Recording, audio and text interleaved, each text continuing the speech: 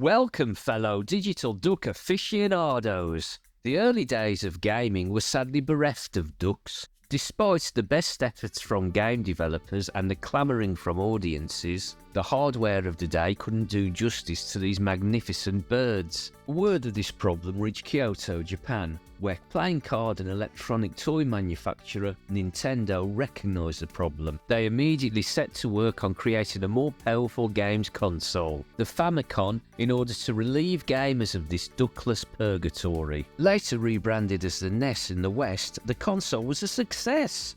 With classic games like Duck Hunt, it went on to sell over 82 million copies. But due to a gross misunderstanding, this was a sad day indeed. The game was a digital duck massacre, and not at all what the duck-loving masses were after. This became a major cultural issue, with a group of altruistic musicians coming together to raise awareness of the problem. Event organiser Bob Geldof had this to say: "In the coming years there were attempts at duck games, however, these were either movie tie-ins or games based upon popular TV characters." The trend continued throughout the 90s, and there were many attempts to create the perfect duck game. But they were all anthropomorphised ducks and didn't show the true magnificence of duck kind. However, there were many people that really loved these games.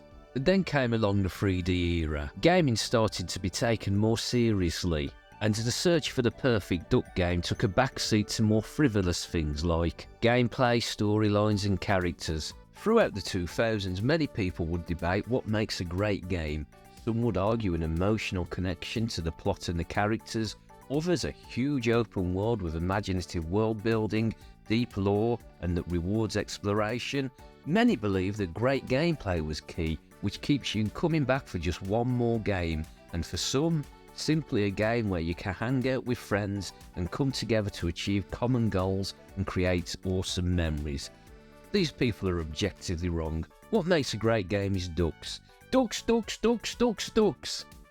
During this time there was a real lack of duck games. In fact, the problem became so pronounced that during Barack Obama's inaugural presidential speech, he had this to say. After this, people began to take to the streets to protest. These actions were all peaceful, and the coming years brought a change of approach. Fundraising efforts like sponsored marathons, competitive eating contests, and providing donation-based taxi services once again garnered popular support. In 2014, this led to Adult Swim Games releasing Duck Game, a 2D multiplayer platform shooter which was met with positive reviews from players and critics alike, and at that year's Digital Duck Fancy's annual general meeting, the game received an electrifying ovation.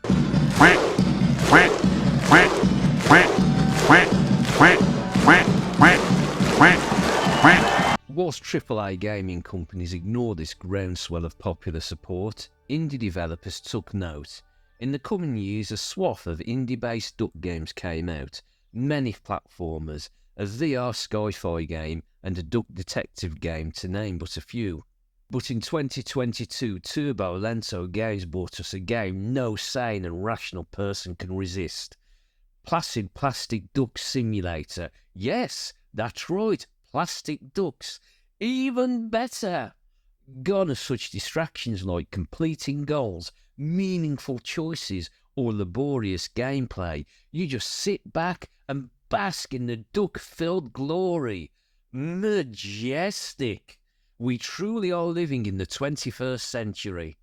With these successes, finally game developers are taking note. With many up-and-coming duck games on Steam, we are entering the golden age of the digital duck. And as us long-time digital duck lovers know, it's about time.